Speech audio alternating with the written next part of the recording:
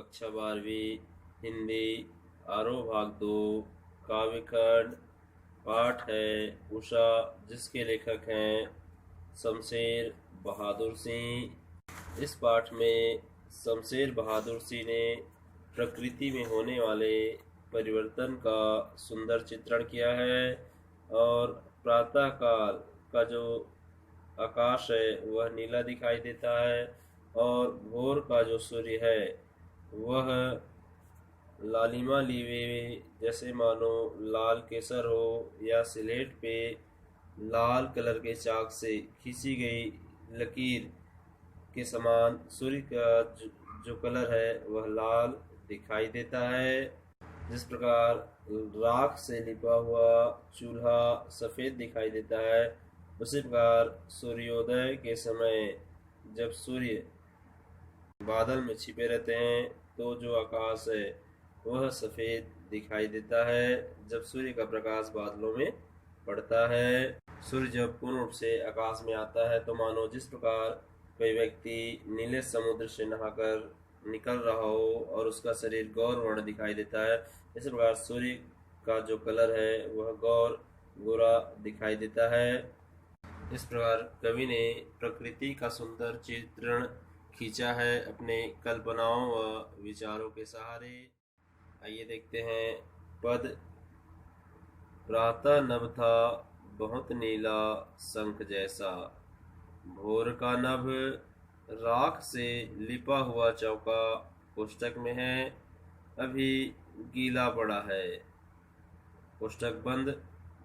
बहुत काली सील जरा से लाल केसर से की, जैसे धुल गई हो स्लेट पर या लाल खड़िया चाक मल दी हो किसी ने। नील जल में या किसी की गौर झिलमिल दें जैसे हिल रहा हो और जादू टूटता है। इस उषा का अब सूर्योदय हो रहा है। आइए देखते हैं कठिन शब्द। प्रातः प्रभात, सुबह नभ का अर्थ होता है आकाश। नीला शंख, नीला शंख जब समुद्र में जो शंख होता है जिसमें कीड़े होते हैं जब वह निकलते हैं तो उसका कलर नीला भी होता है। वैसे हम सब देखते हैं कि घरों में जो शंख होता है वह सफ़ेद होता है, मगर शंख का कलर नीला भी होता है जो समुद्र में पाए जाते हैं। भोर का पर्यायवाची सवेरा, प्रभात सुबह, नभ का मैंने बता ही दिया आकाश। चौका चूल्हा, जो गांव में खाना बनाने के लिए मिट्टी का जो है चूल्हा रहता है जिसमें लकड़ी जलाकर रसोई भोजन बनाई जाती है। चौका का पर्यायवाची रसोई बनाने का स्थान यह भी होता है। सील, सील पत्थर जिसमें मसाला पीसा जाता है, चटनी पीसा जाता है, अनेक प्रकार के मसाले पीसने के लिए इसका उपयोग किया जाता है जिसे सील कहते हैं। केसर का पर्यायवाची होगा एक विशेष फूल जिसका कलर लाल होता है। मल देना पर्यायवाची होगा लगा देना। गौर गोरा, झिलमिल मचलती हुई, देह शरीर, जादू आकर्षण सौंदर्य। उषा प्रातःकाल, सूर्योदय सूर्य का उदय होना। पाठ का नाम है उषा। उषा का तात्पर्य होता है सूर्योदय से ठीक पहले का समय, या यूं कहें सूर्य डूबने से सूर्य उदय होने तक के समय को भी उषा कहा जाता है। वैसे प्रायः हम लोग उषा सुबह का समय, सूर्योदय से पहले के समय को कहते हैं। आइए देखते हैं अर्थ। प्रातः नभ था बहुत नीला शंख जैसा। प्रातः अर्थात प्रभात के समय, नभ अर्थात आकाश जो है वह अत्यधिक नीला दिखाई देता है। कहने का अर्थ है उषा काल अर्थात सूर्योदय से ठीक पहले का समय जब थोड़ा आकाश में प्रकाश आ जाता है तो जो आकाश है अर्थात जो बादल है वह नीला दिखाई देता है। जैसे शंख अर्थात समुद्र के किनारे जो जीवित शंख है वह नीला दिखाई देता है, उसी प्रकार मानो जो आकाश है वह नीला दिखाई दे रहा है। कहने का अर्थ है प्रभात के समय आकाश का जो रंग है वह जीवित संख की तरह नीला होता है। भोर का नभ राख से लिपा हुआ चौका कोष्टक में है, अभी गीला पड़ा है, कोष्टक बंद। इसका अर्थ भोर का नभ, भोर अर्थात सुबह होना, सूर्य का दिखाई देना। जब सूर्य दिखाई देता है तो सुबह सुबह वातावरण में नमी होती है और उस नमी के कारण आकाश का जो नीला कलर है वह परिवर्तन होने लगता है। नभ का जो नीला कलर है वह परिवर्तन होने लगता है। वह इस प्रकार दिखाई देता है मानो अभी गीला पड़ा है, राख से लिपा हुआ चौका। मतलब जो चौका है, जो चूल्हा है, उसको लिपा जाता है, उस समय वह गीला, उसमें कुछ नमी होती है। जिस प्रकार उस चूल्हे का कलर जो दिखाई देता है, उसी प्रकार मानो भोर अर्थात सुबह के समय जो आकाश का कलर है जिसमें नमी होती है वह लिपे हुए चूल्हे के समान आकाश का जो कलर है वह दिखाई दे रहा है। ऐसे कवि यहाँ बता रहे हैं। कहने का अर्थ है जब सवेरा होता है तो नीला कलर परिवर्तन होके आकाश का जो रंग है वह चूल्हे को जिस प्रकार गीले राख से लिपा गया हो उसी प्रकार जो आकाश का रंग है उस चूल्हे के समान दिखाई देता है। आकाश सफेद दिखाई देता है। अगली पंक्तियां, बहुत काली सील जरा से लाल केसर से, कि जैसे धुल गई हो स्लेट पर या लाल खड़ियां चाक मल दी हो किसी ने। उषा काल के बाद जब सूर्य उदय होने लगता है तो जो सूर्य है वह क्षितिज से ऊपर, धरती से ऊपर आने लगता है। तब जो सूर्य है वह लाल किरणों से लालिमा लिए हुए पूरे आकाश को लाल कलर से युक्त कर देता है।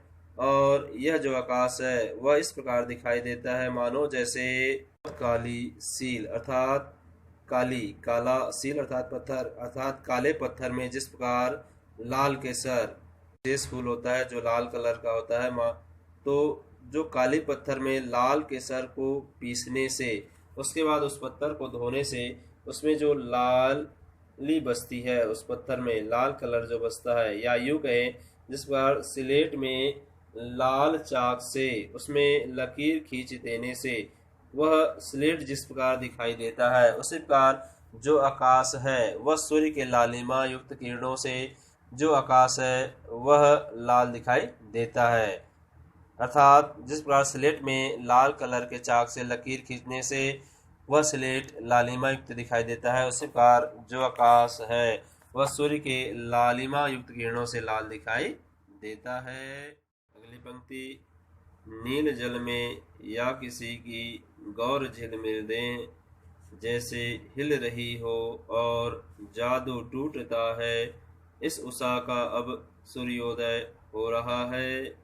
लालिमा युक्त सूर्य जब पूरी तरह से आकाश में आ जाता है तो जो सूर्य का प्रकाश है वह स्वर्णिम आभा के साथ ऐसे चमकता है मानो लालिमा युक्त सूर्य कुछ समय पश्चात जब पूरे आकार में ऊपर आने लगता है तब सूर्य की जो किरणें हैं वह स्वर्णिम आभा सा प्रतीत होता है, स्वर्णिम कलर सा चमकता है, जैसे मानो कोई गोरा व्यक्ति नीले सागर से नहाकर नीले समुद्र सागर के जल में स्नान कर चमकता है।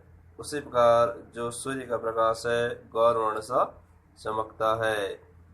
नील जल में या यूं कहें नीले जल में जब सूर्य का प्रकाश पड़ता है तो वह जल है, जब सूर्य का प्रकाश पड़ता है तो जो जल है वह स्वर्ण सा चमकने लगता है, और जो स्वर्ण सा जल चमकता है उसी प्रकार जो सूर्य है स्वयं स्वर्ण सा कलर दिखाई देता है।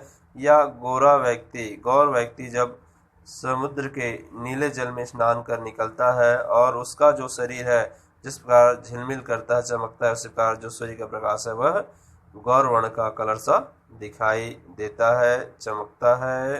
इस प्रकार जब सूर्य स्वर्ण कलर सा चमकता है तो मानो सूर्य का पूर्ण रूप से उदय हो गया है और कवि का जो जादुई परिवर्तन भ्रम है वह टूट जाता है और सूर्य पूर्ण रूप से उदय हो जाता है। तो सौंदर्य पूरे काव्य में उत्प्रेक्षा अलंकार है। इच्छा करता होता है संभावना या कल्पना, वस्तु का दूसरे वस्तु से तुलना करना। काव्य मुक्तक छंद है, माधुर्य गुण है। प्रकार से प्रश्न परीक्षा में पूछे जाते हैं। उषा का क्या अर्थ होता है? उत्तर होगा, उषा का अर्थ होगा, उषा से तात्पर्य है सूर्योदय के ठीक पहले का समय। आकाश के लाल रंग को दर्शाने के लिए किन उपमानों का उपयोग किया गया है? उत्तर होगा, आकाश के लाल रंग को दर्शाने के लिए लाल केसर व स्लेट पर लाल चाक से लाल खड़िया खींचने के उपमानों का उपयोग किया गया है। इस कविता के कवि व कविता का नाम लिखिए। उत्तर होगा, कवि का नाम शमशेर बहादुर सिंह व कविता का नाम उषा। तो यह थी पाठ उषा। आशा आप सबको समझ में आई होगी। चैनल को सब्सक्राइब और लाइक अवश्य करें। धन्यवाद।